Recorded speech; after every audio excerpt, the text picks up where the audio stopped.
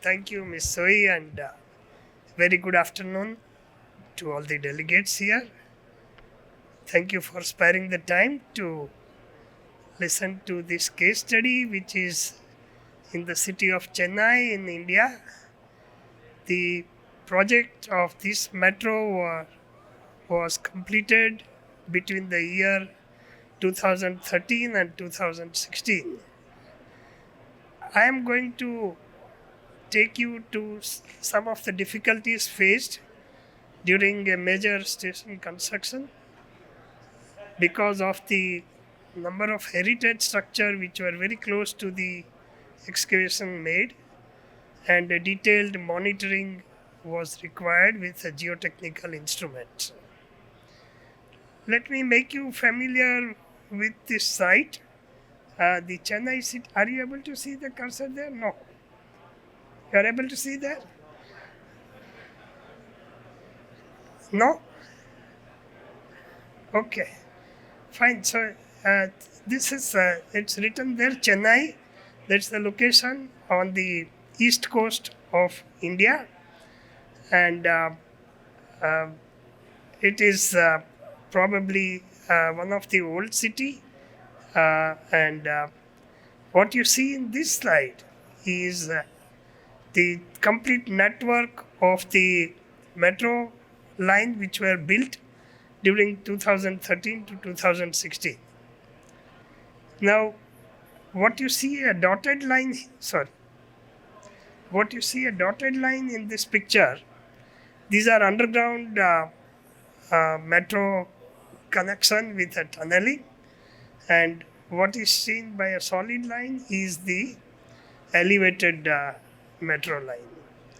Wherever it was a congested area, it is taken underground, and other places it is elevated.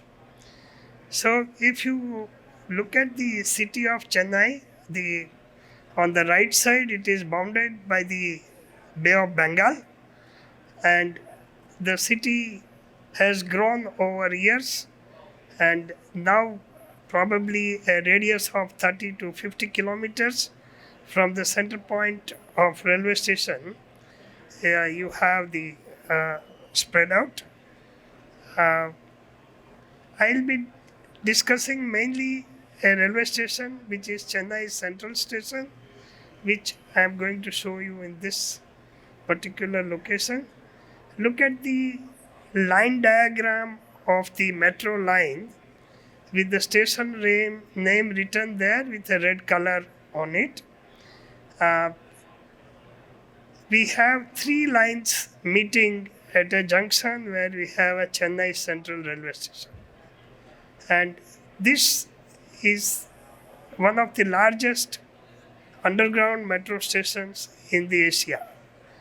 The requirement was that we had two level, and the bottom level had three lines coming in, which made the bottom width of the station 35 meters, and the depth from the ground level required accommodating the higher level platforms and the offices above was about 30 meters.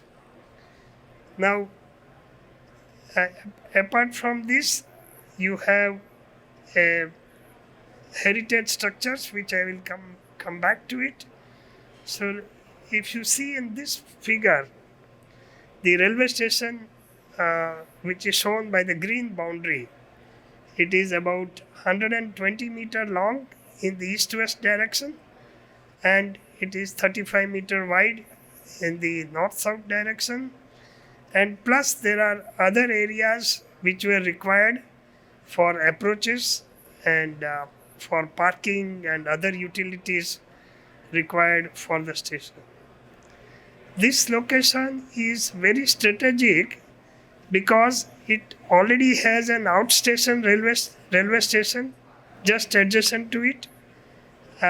Then it has a suburban station on either side of the railway station, and now this metro station is has been added. So the traffic congestion in this area is very high. While executing this project, we had the following heritage structures which were built more than 150 years back. The major building I'll show you in the next slide is the Ripon building, which is office of the Corporation of Chennai. Then we have a town hall, Victoria Hall, and a Siddiqui Sarai, which is a mosque with accommodation for the pilgrims. And the Tamil Nadu Hotel is a small building, but because it is more than 150 years old, it is listed as heritage and it's adjacent to the construction. So this shows the view of the Ripon building, and whatever park you see in the front of the building, it has all been covered during the construction because diaphragm wall had to be constructed very close to the portico of this building to accommodate the underground utilities like parking and approaches. And this created a major challenge to the movement or settlement in the building, cracks in the building, and that was monitored with a well-defined monitoring program, as I will take you around some of the results. The another structure adjacent to Ripon building along the length of the station is this Victoria building, which is a town hall. It is ground plus one only, but each floor is about 6 meter plus height, and with a roof height, it's a tall building. What you see in the background is the existing existing suburban train station and ticket booking counter. So here also what park you see in the front was all encroached for constructing the underground utilities. The third building, which is Siddiqui Sarai, it is a mosque plus accommodation. You can see there are a number of shops in the front, and the diaphragm wall had to be constructed right at the edge of the footpath or at the paving for the pedestrians. So when the barricade was made and this area covering the existing road was taken over for construction, all these shops lost their business almost for 3 years, because till the barricades are removed, approach was very difficult, and so they don't expect any customer to come over there. This picture was before construction started, and then during construction you see the same building and you can see the barricade. At certain location the barricade is just 2 meters away from the Siddiqui Sarai building foundation. Unfortunately, these buildings when built number of years back, it was because it's only ground plus one structure, it was only on cello foundation, and the diaphragm wall trench was almost touching the spread footing of this building, of the load bearing wall. So the traffic had to be diverted from about 8 lanes to only 4 lanes when half the width was taken. And then after the construction was over in this half part of the station, the traffic was diverted back after casting the roof slab, and then the work was taken up on the other side. Another view of the traffic, the barricade and the heavy equipments for diaphragm wall trenching and piling operating in this area. As I was telling you, the diaphragm wall for the close to the Ripon building has almost come up to the portico of the of the Ripon building, and that created a challenge, as you will see in the next picture here. This diaphragm wall is at least 4 to 5 meters away from the building, but As you go further on the right side, I will show in the next picture, the portico is projecting out from the building and the diaphragm wall is right at the edge of the foundation. And there were certain issues of extra settlement taking place and which resulted in cracks in the building. I will take you to the monitored typical measurement little later, but I want you to see the cross section of this station. I already told you it is a 2-level station with a 30-meter width. Added problem was that we have a hard rock beyond about 24 meters. So the diaphragm wall could not be taken to the bottom of the station, a bottom raft of the station. And we had to terminate the diaphragm wall at a higher level. And then what you see in the picture is there are steel pins inserted in the diaphragm wall at regular interval to transfer the shear force which might come when the diaphragm wall is subjected to the lateral pressure due to earth pressure and the groundwater table from the outside. Now fortunately this construction was with a top-down method where the top slabs were cast first and then the soil was excavated below the completed floor. So there is always a lateral support available to the diaphragm wall, and with that the movement of the diaphragm was not so much a problem, but the concern was the water seeping into the ground.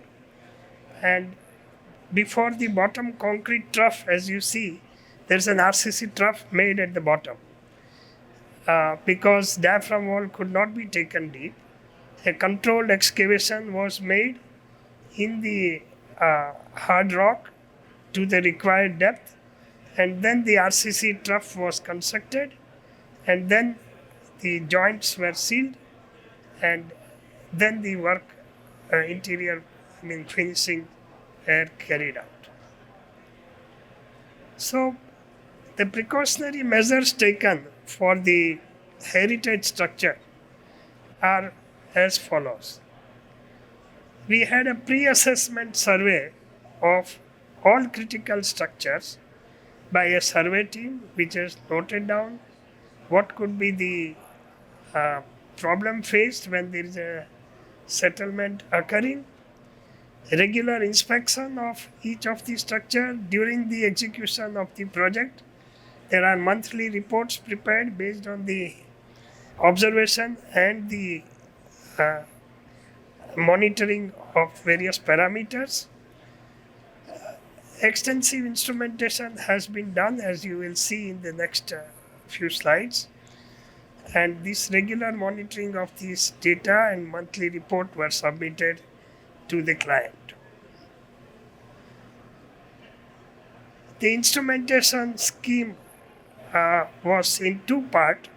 One is for the buildings and the soil strata adjacent to the station construction, which included building settlement marker, ground settlement marker, tilt meters, crack meters, tape extensometer, optical prisms for the 3D movement of the point, and vibrating wire piezometer for groundwater monitoring. The corporation did not permit lowering of groundwater because it might trigger settlement to the adjacent buildings.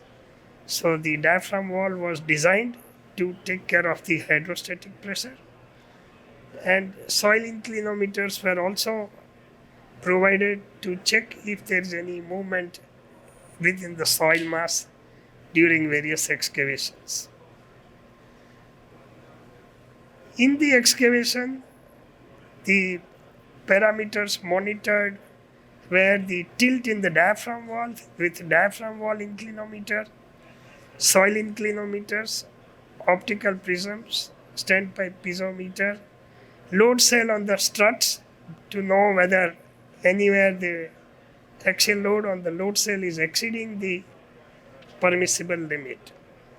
Now all this instrumentation if I show you schematically, I know it's a too detailed figure and you may not be able to uh, read it accurately, but each of these green point and uh, this purple rose color point indicate one of the measuring instrument, and as you can see it's in large number along the perimeter of excavation and also along the buildings which are to be monitored. To make you familiar again, this is the main railway station and you have this corporation's building, Ripon building, Victoria building on this side and Siddiqui Sarai is on the other side. I told you there is a suburban train station behind it, so this is a suburban train line which is passing. So Siddiqui Sarai is sandwiched between the metro construction on one side and operating local trains on the other side. For each of the monitoring system, there were 3 review levels fixed by the authority in consultation with the structural consultant and review of the building condition. These 3 levels are listed below. Alert level, to be reported to the client whenever the measurement goes beyond the alert level. Action level, the contractor has to explain the probable reason and report action taken to negotiate it to the client.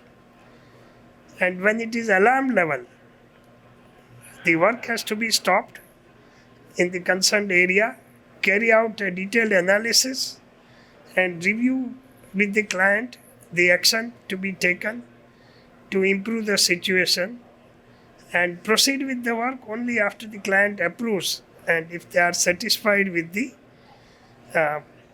remedial measures taken. The level of these 3 you will see in different result. I am showing you the magnitude of alert level, action level, alarm level are different for different parameters like settlement, inclinations and so on. Let me first show you some result of settlement in the Ripon building, which is that corporate office building. As you see the 3 lines here, green line is alert level, blue line is action level, and the red color line is alarm level, and each of these curves shows different settlement monitoring point. So at many locations the settlement has exceeded even the alert level, and that required stopping of the work, taking remedial measures. It also resulted in cracks in the building wherever it has exceeded too much. I am going to show you some more result of settlement.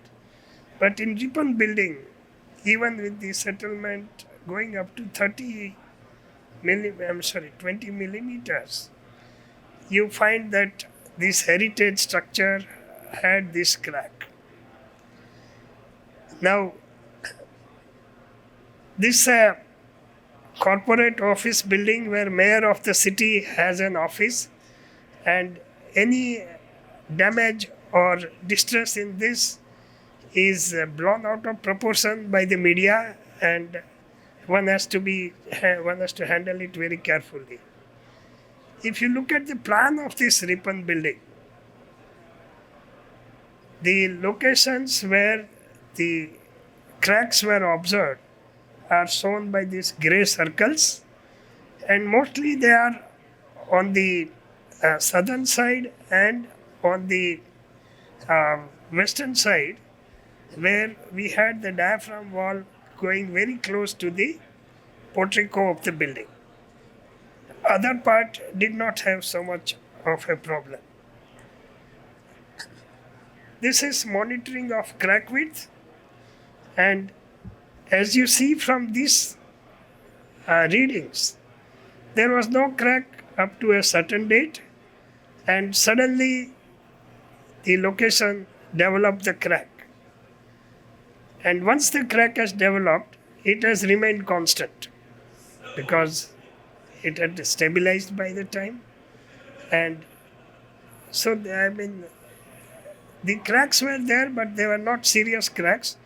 Other buildings did have a serious crack where settlement has exceeded. I will show you some more settlement reading. Uh, this is also for the Ripon building, and it is a tilt meter which measures the tilt in degrees, mostly within the alert level of green lines, and there is not much issue with the tilt because compared to the settlement of 20 to 30 millimeter, the planned dimension of the building is very large, and this was not an issue. Monitoring of the groundwater level, corporation had put a restriction that external dewatering will not be permitted to ensure that there is no problem with the settlement. And this fluctuation has still taken place because of the dewatering carried out within the station area to cast the base slab and to construct the other facilities. The diaphragm wall inclinometer readings, here also you find that there is not much of a problem because the construction is by top-down method and the intermediate floors have supported the diaphragm wall, right?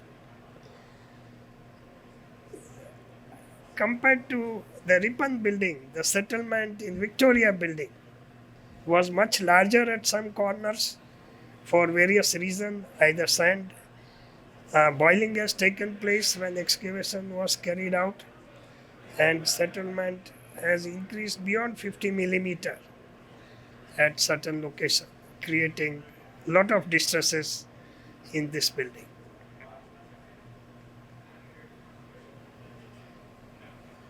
And Sidike Sarai, which is, I told you, diaphragm wall was very close.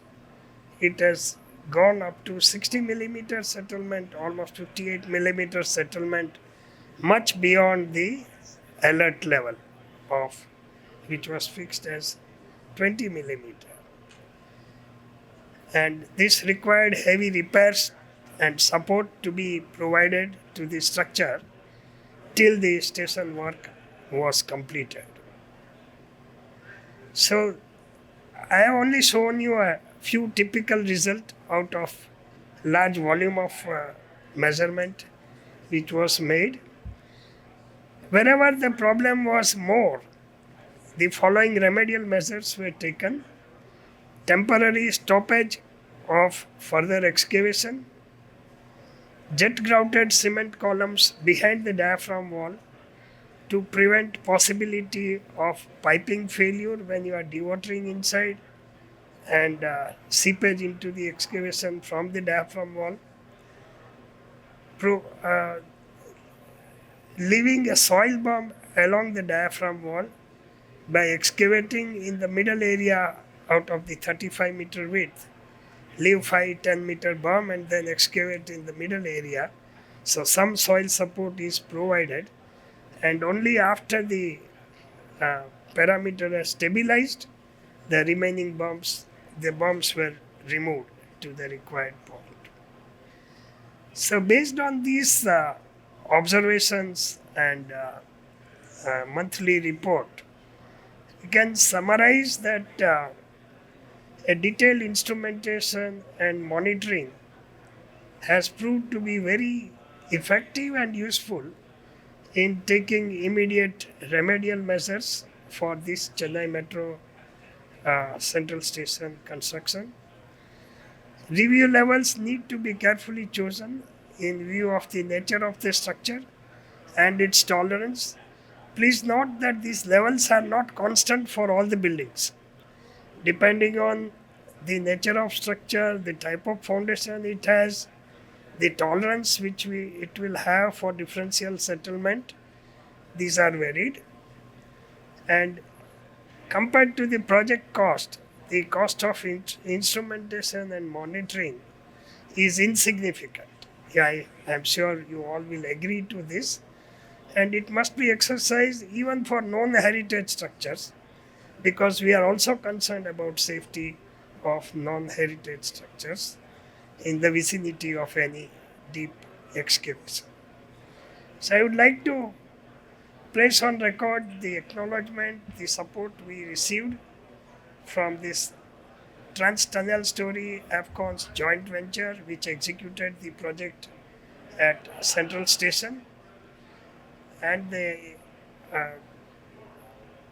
also association provided opportunity for association with IIT Madras in monitoring the heritage structures. During this period of 2013 to 2016, I was still in service at IIT Madras, and then after retirement, I have moved to IIT Gandhinagar. The Chennai Metro Railway project provided all the support and for execution of the work, and participated in all discussion and site visits.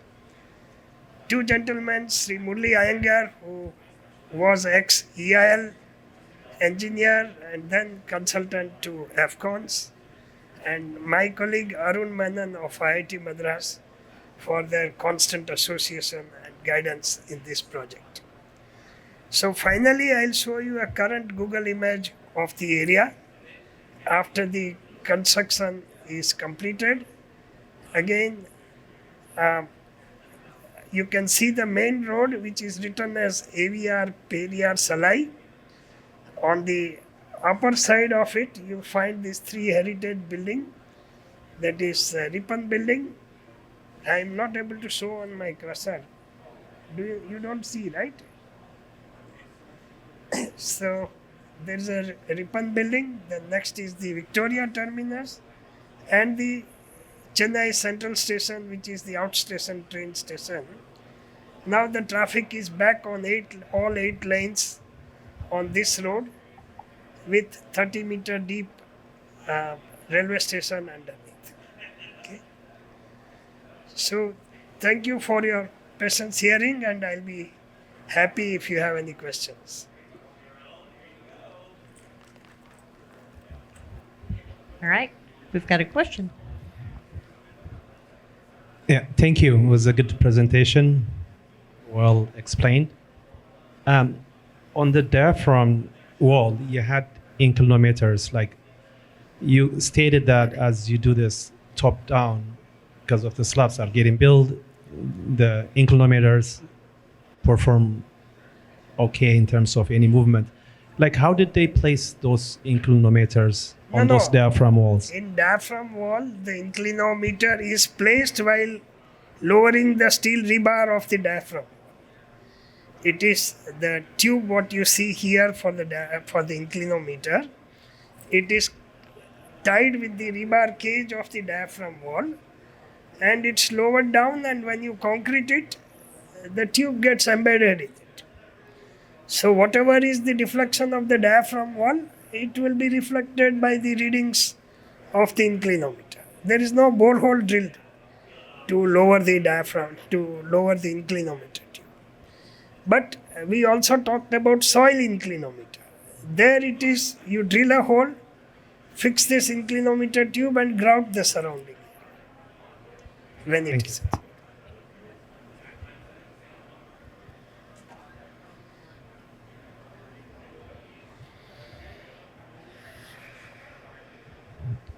Well, first of all, thank you. The concept of that review, different review level is very interesting, and I agree with you that determining the review level is going to be a factor of, it's going to be a function of many things.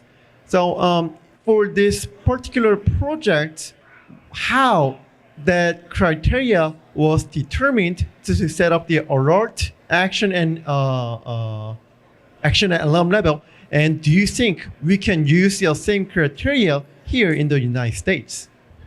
No, even for the same station, for three different building, the levels were different.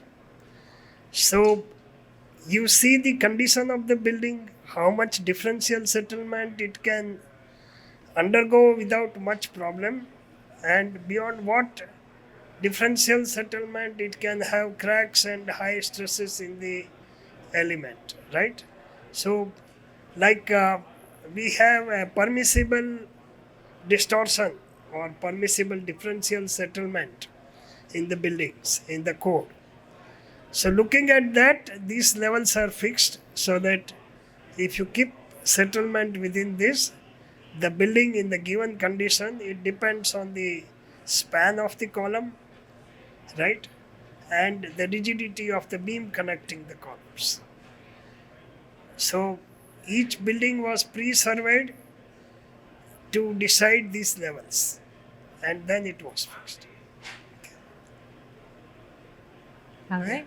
One last question.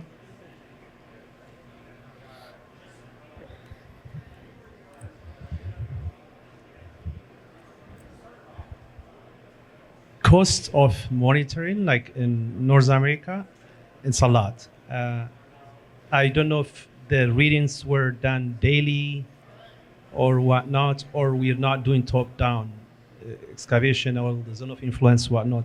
So what did make you to think the monitoring, you had a lot of instrumentation, this project's probably 3-4 years.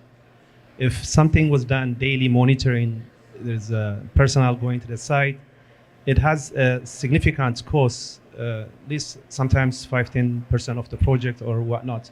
So I'm just trying to understand it, because was it top-down, the slabs were acting, the laterally support, and then you have less, monitoring visitations? I'm just trying to understand it. We're getting a lot of pushback from contractors, developers. The monitoring cost is very high. So I'm just trying to understand it. No, your point that monitoring cost could be high. This was the situation where the project was required to procure the instruments to monitor. Now we have various agencies available. You can outsource the measurements. So they will bring their equipment, all the readout required for inclinometer, for piezometer. The project doesn't have to purchase it. They will be paying only for the consumable sensors which cannot be retrieved back. For example, load cell in the struts that can be retrieved back and reused. Right? So the same agency will provide it and use it again and again. So that way it has now the cost of monitoring has come down, and the client does not have the headache of maintaining those equipment. Otherwise, what the client will do after purchasing equipment with worth so many millions of dollars, and where they will store it and how they will maintain it, right? So as I mentioned here in this slide, that it is insignificant. The instrumentation cost is insignificant compared to the project cost, of course. Yeah. All right. Thank you very much. Thank you so much.